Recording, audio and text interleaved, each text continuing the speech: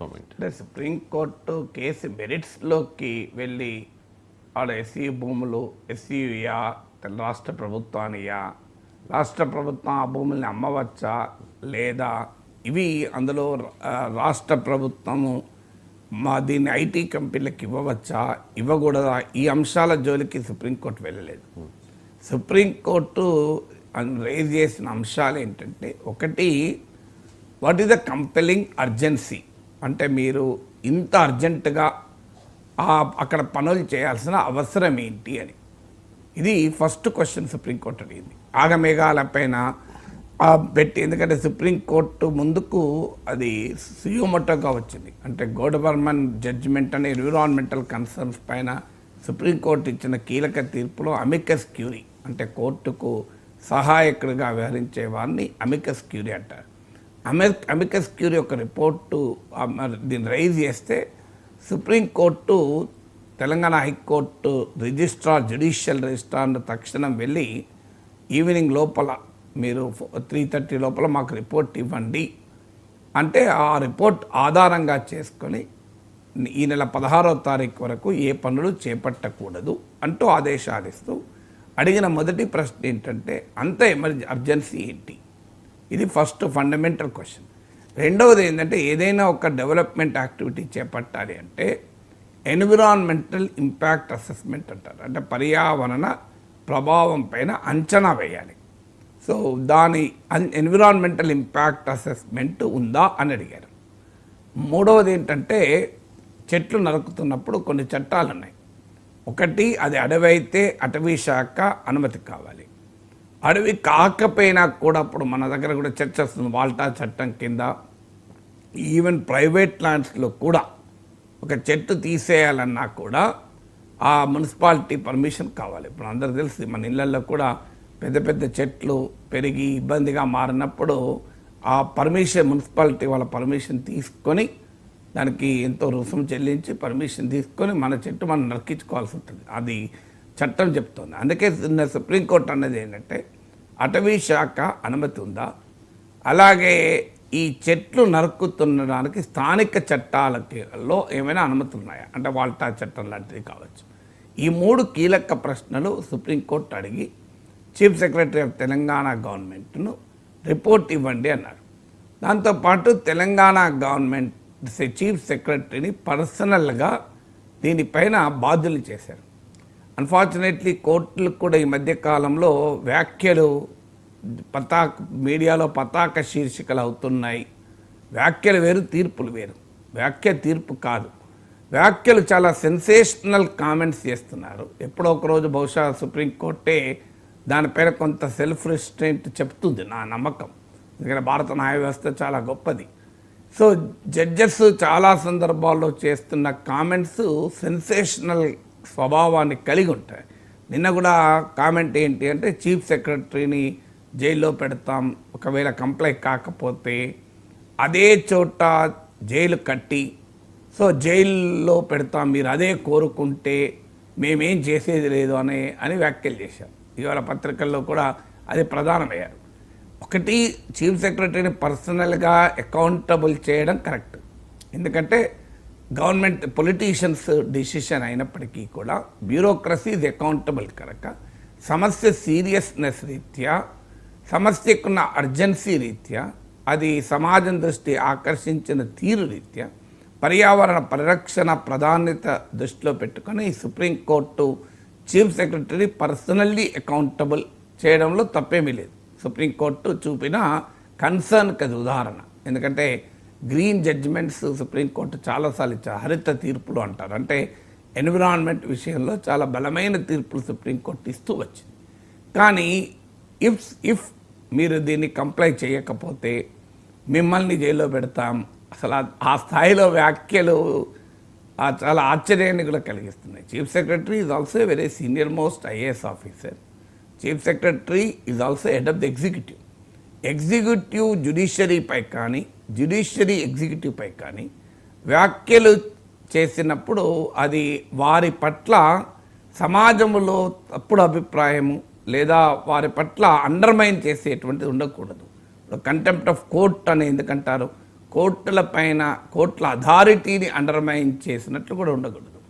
అంటే ఒక వ్యవస్థ మరో వ్యవస్థపై ఆధిపత్యాన్ని ప్రదర్శించడం రాజ్యాంగం అంగీకరించదు. సెపరేషన్ ఆఫ్ పవర్స్ అంటే each organ of the constitution work in respect with the other organ. అంటే ఎగ్జిక్యూటివ్, లెజిస్లేచర్, జ్యుడిషియరీని పరస్పర గౌరవంతో రాజ్యాంగ ఆధారంగా సంయమనంతో వ్యవహరించాలి. సో ఇప్పుడు చీఫ్ సెక్రటరీ పైన ఆ రకమైన వ్యాఖ్యల వల్ల అన్ఫార్చునేట్ ఏమవుతుంది అంటే chief secretary authority will be undermine. Chief secretary పట్ల సమాజంలో ఒక రాంగ్ నోషన్ కూడా వెళ్ళే అవకాశం ఉంది. నేను జైల్లో పెడతాం చీఫ్ సెక్రటరీ అంటే చీఫ్ సెక్రటరీ ఒక బలహీనురాలు అనేటువంటి అభిప్రాయం కూడా వెళ్ళడం మంచిది కాదు కదా.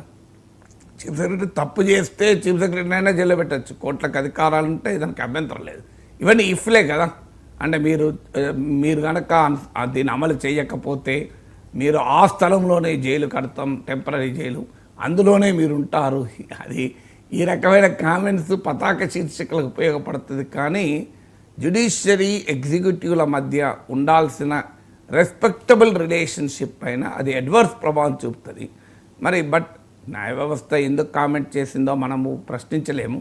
న్యాయ వ్యవస్థ కామెంట్స్ పైన, న్యాయ వ్యవస్థ తీర్పులపైన మన అభిప్రాయాలు చెప్పచ్చు. అదేమి కంటెంప్ట్ ఆఫ్ కోర్టు కాదు. చాలామందికి స్పష్టత ఉండాల్సిందంటే కోర్టు అథారిటీని అండర్మైన్ చేస్తే కంటెంప్ట్ ఆఫ్ కోర్టు అవుతుంది. కోర్టు తీర్పుల్ని వక్రీకరిస్తే అది కంటెంప్ట్ ఆఫ్ కోర్టు అవుతుంది. కానీ భావప్రజ్ఞా స్వేచ్ఛ కలిగిన భారత పౌరులుగా కోర్టు తీర్పులపై కానీ, కోర్టు వ్యాఖ్యలపై కానీ మన భిన్నాభిప్రాయాలు వ్యక్తం చేయవచ్చు. దానికి ఏమీ అభ్యంతరం లేదు. అది కోర్టు పట్ల అగౌరవం కాదు. ఇది సుప్రీంకోర్టే అనేక సార్లు చెప్పింది. అందువల్ల సుప్రీంకోర్టు తీర్పులపైన, వ్యాఖ్యలపైన అభిప్రాయాలు ఎప్పుడైనా చెప్పచ్చు.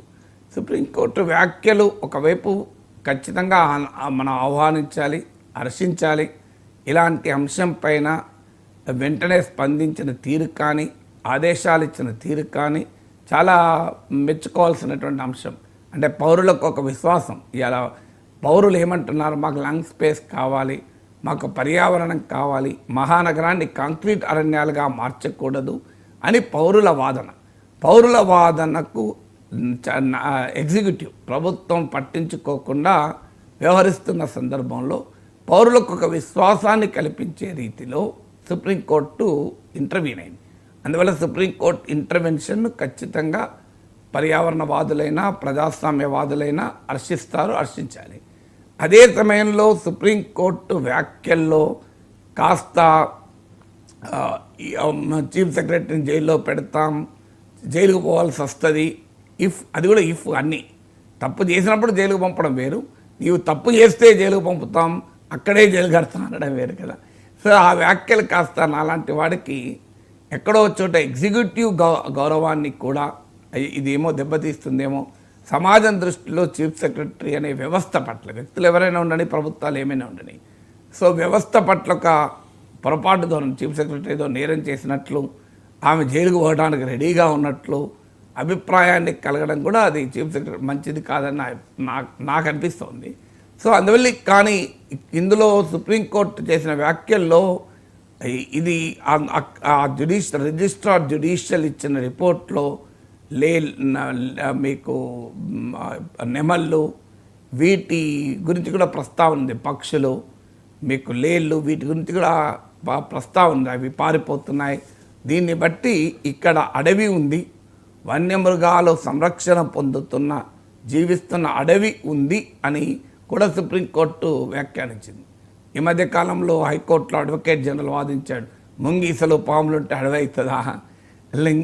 జూపల్లి కృష్ణారావు గారు అన్నారు 3 చెట్లు పెరిగితే అడవి అవుతుందా. సో ఈ కన్సర్న్ ఇది కరెక్ట్ కాదని సుప్రీంకోర్టు వ్యాఖ్యలు మరోసారి రుజువు చేశాయి కదా. అన్న ముంగీసలు పాములు మరి పక్షులు నెమలుంటే అడవి అవుతుందా, ఈ వాట సుప్రీంకోర్టు అంటలేదు కదా. అవి ఉన్నాయంటే గ్రీన్ కవర్ ఉందని కదా. అందువల్ల సుప్రీంకోర్టు వ్యాఖ్యలు పట్ల ఆధారంగానే ప్రభుత్వం ఇలా గ్రూప్ ఆఫ్ మినిస్టర్స్ చేసింది. అంటే ఈ సుప్రీంకోర్టు మెరిట్ ఆఫ్ ద కేసులోకి ఇన్డెప్త్గా వెళ్ళే సందర్భం కాదు కనుక వెళ్ళలేదు. ఎందుకంటే ప్రభుత్వం తరఫున కూడా అఫిడవిట్ దాఖలు చేయన్నారు. Supreme court the manner in which Revanth Reddy led Congress ప్రభుత్వము ఈ అంశాన్ని డీల్ చేసిన పద్ధతి పైన మాత్రం తన తీవ్ర వ్యతిరేకతను వ్యక్తం చేసింది. ఇంత అర్జెన్సీ ఎందుకు, ఇంత కన్ఫ్రంటేషనల్ ధోరణి ఎందుకు అని ఇప్పుడు గ్రూప్ ఆఫ్ మినిస్టర్స్ని వేశారు. ఈ పని ఏదో మొదలే చేయాల్సిందే.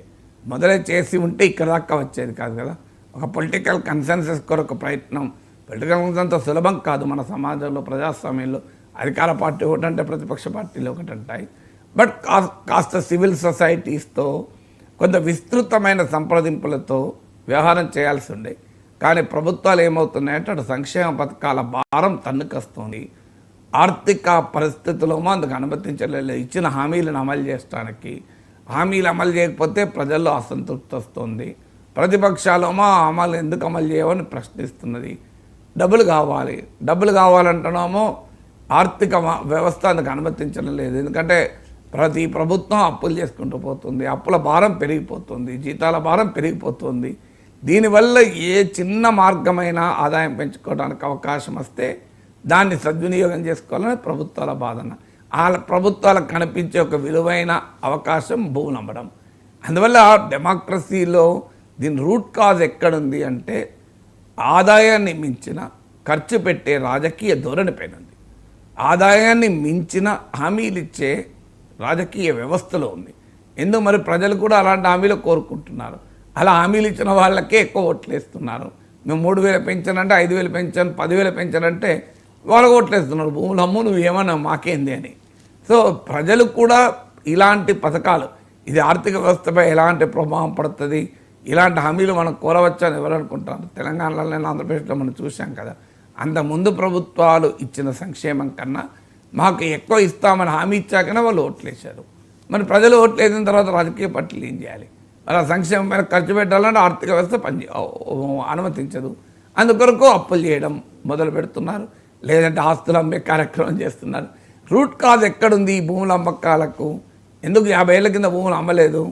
కారణం ఏంటంటే అప్పుడు ఈ రకమైన పబ్లిక్ ఎక్స్పెండిచర్ బర్డెన్ లేదు, ఈ రకమైన కాంపిటేటివ్ పాపులిజం లేదు. సో అందువల్ల కాంపిటేటివ్ పాపులిజంలో ఈ రూట్ కాజ్ ఉంది. అన్ఫార్చునేట్లీ దాని గురించి మనం చర్చ పెట్టుకునే పరిస్థితిలో మన సమాజంలో ఉన్న పొలిటికల్ డిస్కోర్స్ ఆ స్థాయిలో, ఇంటలెక్చువల్ పబ్లిక్ డిస్కోర్స్ స్కోప్ లేదు. రొటీన్గా వచ్చే ఇష్యూస్ పైన వచ్చే రిఫ్లెక్షన్స్ మినహా